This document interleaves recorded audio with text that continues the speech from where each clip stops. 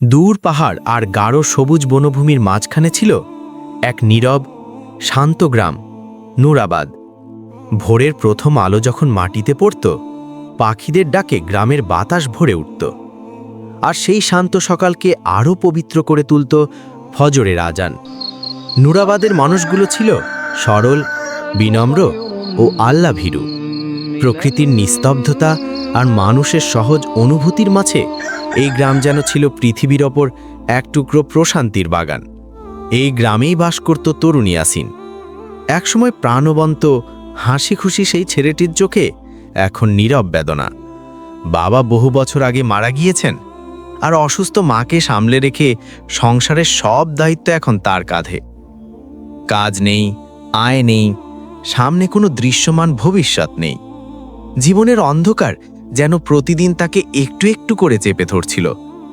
এক গভীর রাতে যখন বাতি নিভে গেছে, মা ঘুমিয়ে পড়েছেন, তখন ইয়াসিন নিঃশব্দে উঠোনে এসে বসে। আকাশ ভরা তারা তার দিকে তাকিয়ে আছে, কিন্তু তার হৃদয় ব্যথায় ভরা। সে আস্তে বলল, হে আল্লাহ, তুমি কি আমাকে দেখছ? তুমি কি আমার কণ্ঠ শুনছ? অশ্রু জমে উঠল তার চোখে। রাতের ঠান্ডা বাতাসে যেন একটু সান্ত্বনা ভেসে আসে, কিন্তু ভাঙা মন আলো চিনতে পারে না, যদিও সে আলো খুব কাছে থাকে। পরদিন সকালে ইয়াসিন মসজিদে গেল। ভিতরে শান্ত নীরবতা, আর চারদিকে কোরআনের তিলাবতের সুর। ইয়াসিন ইমাম সালাউদ্দিনকে বলল, হুজুর, দোয়া করেন, আমার মনে হয় আল্লাহ আমাকে ভুলে গেছেন। ইমাম মৃদু হাসলেন, তার চোখে ছিল অপরিসীম প্রশান্তি। তিনি বললেন, ইয়াসিন, আল্লাহ কখনো বান্দাকে ভুলে যান না, বরং তুমি যখন ভাবো আল্লাহ তোমার দিকে তাকাচ্ছেন না, ঠিক তখনই তিনি তোমার দিকে সবচেয়ে বেশি তাকিয়ে থাকেন। ইমামের কণ্ঠে ছিল এক অদ্ভুত শান্তি। তিনি আরও বললেন, তোমার দুঃখ আল্লাহর জ্ঞানে আছে, তোমার কান্না তার কাছে অমূল্য। তুমি ভাবছ আল্লাহ তোমাকে ভেঙে দিচ্ছেন, কিন্তু আল্লাহ আসলে তোমাকে গড়ছেন। কথাগুলো ইয়াসিনকে কিছুটা স্পর্শ করল, তবে মন পুরোটা হালকা হল না। বাস্তব কষ্ট, পেটের ক্ষুধা, ঘরের অভাব, মানুষের আচরণ, এসব ঈমানকে টলিয়ে দেয়। দিন কেটে গেল, ইয়াসিন কোনো কাজ পেল না। গ্রামের কিছু মানুষ তার পিছনে কথা বলতে লাগল, ও তো ভাগ্যহারা, ওর কিছুই হবে না। এসব কথা তার হৃদয়ে ছোট ছোট আঘাতের মতো লাগছিল। একদিন বাজারে এক লোক তাকে বলল, তুই শুধু দোয়া করিস, কাজ করিস না। ইয়াসিন মাথা নিচু করে চলে গেল। সে অনুভব করল নিজেকে নিজের কাছেই ছোট মনে হচ্ছে। সন্ধ্যায় পাহাড়ের ধারে দাঁড়িয়ে আজানের সুর শুনে তার বুকের ভেতর একটু আলো জ্বলল, তবে সেই আলো খুব ক্ষীণ। অন্ধকারের সাথে লড়াই করা মানুষের কাছে আশা কখনো কখনো বিলম্বিত সূর্যের মতো লাগে, আসবে জানে, তবু আসে না। একদিন প্রচণ্ড বর্ষায় পাহাড়ের পথ ধরে যেতে যেতে ইয়াসিন একটি আহত বৃদ্ধকে দেখতে পেল। বৃদ্ধ রক্তাক্ত, ভীত, দাঁড়ানোর শক্তি নেই। ইয়াসিন দৌড়ে গেল, নিজের কাপড় ছিঁড়ে রক্ত বন্ধ করল, পানি দিল এবং তাকে কাঁধে তুলে গ্রামে নিয়ে এলো। সবাই অবাক হয়ে জানল, এ বৃদ্ধ আসলে দূরের শহরের একজন বড় ব্যবসায়ী। বৃদ্ধ তার চোখের জল সামলে বললেন, বাবা, তোমাকে আল্লাহ পাঠিয়েছেন। আজ আমি যদি বেঁচে থাকি, এটা শুধু তোমার জন্য। ইয়াসিন বলল, আমি তো শুধু আমার কর্তব্য করেছি। বৃদ্ধ নরম কণ্ঠে বললেন, কর্তব্য সবাই করে না বাবা, দয়া আল্লাহর দেয়া, আর আল্লাহ সেই দান শুধু বিশেষ হৃদয়কে দেন। এই কথাটি ইয়াসিনের হৃদয়ে প্রথম সত্যিকারের আলোর স্ফুলিঙ্গ জ্বালালো।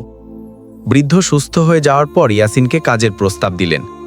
ইয়াসিন মনে মনে বলল, হে আল্লাহ, এতদিনের অন্ধকার শেষে তুমি কি আমার জন্য পথ খুলে দিচ্ছ?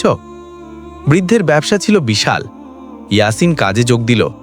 তার সততা, ধৈর্য আর বিনয় দেখে সবাই অবাক হতো। সে কখনো মিথ্যা বলতো না, কারোর ওপর রাগ করত না, কারোর সাথে প্রতারণাও করত না। একদিন বৃদ্ধ তাকে ডাকলেন, ইয়াসিন, তোমার মাঝে আমি আমার যৌবনের সততা দেখি। আজ থেকে আমার সমস্ত দায়িত্ব তুমি সামলাবে। ইয়াসিনের চোখ ভিজে উঠল। সে বলল, আমি কি যোগ্য? বৃদ্ধ উত্তর দিলেন, যোগ্যতা আল্লাহ বানিয়ে দেন, আমরা শুধু তার পরিকল্পনার অংশ হয়ে যাই। বছর কেটে গেল। ইয়াসিন এখন গ্রামের সবার ভরসা। মা সুস্থ হল, ঘর ঠিক হলো, আর সে নিজের আয়ের কিছু অংশ নিয়মিত মসজিদ ও দরিদ্রদের সহায়তায় দিত। যে গ্রাম একসময় তাকে নিয়ে হাসত, আজ সেই গ্রামের লোকেরা বলে, যে ছেলেটাকে আমরা বোঝা ভাবতাম সেই আজ আমাদের আশ্রয়। একদিন সানসেটের লাল আলোয় মসজিদের বারান্দায় বসে ইয়াসিন নিঃশব্দে আকাশের দিকে তাকিয়ে থাকল। পাশেই দাঁড়ানো ইমাম বললেন, দেখলে তো, আল্লাহ কখনো কাউকে ছেড়ে দেন না, তিনি শুধু বান্দাকে তার সঠিক স্থানে পৌঁছাতে সময় নেন। ইয়াসিন মৃদু কণ্ঠে বলল, হুজুর, আজ আমি সত্যি বুঝেছি, যে কষ্ট একসময় আমাকে ভেঙে দিচ্ছিল, সেই কষ্টই আজ আমাকে আল্লাহর সবচেয়ে নিকটে স্থানে এনে দাঁড় করিয়েছে। গ্রামের এক বৃদ্ধা তাকে জিজ্ঞাসা করলেন, বাবা, এত কষ্টের পরও তুমি ভরসা হারামি কিভাবে? ইয়াসিন শান্ত চোখে বলল, কারণ আল্লাহ আমাকে কখনো ছেড়ে দেননি। কষ্ট ছিল পরীক্ষা, আর পরীক্ষার পরই আল্লাহ সেরা কিছু দেন।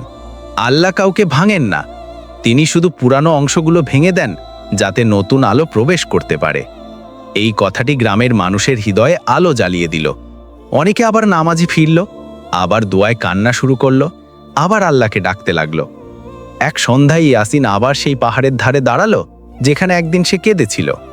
আজও বাতাস বয়ে যাচ্ছে, আকাশে সূর্য ডুবছে, কিন্তু এবার তার হৃদয়ে অন্ধকার নয়, বরং গভীর আলোর অনুভূতি। সে আকাশের দিকে তাকিয়ে বলল, হে আল্লাহ, যখন আমি ভেঙে পড়ছিলাম তখনও তুমি আমাকে ধরে রেখেছিলে, তুমি আমাকে নতুন রূপে গড়ে তুলেছিলে।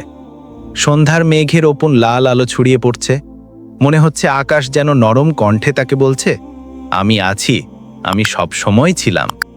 ইয়াসিন চোখ বন্ধ করে ফিসফিস করে বলল, ভাঙনের শেষ সীমাতেই আলোর শুরু।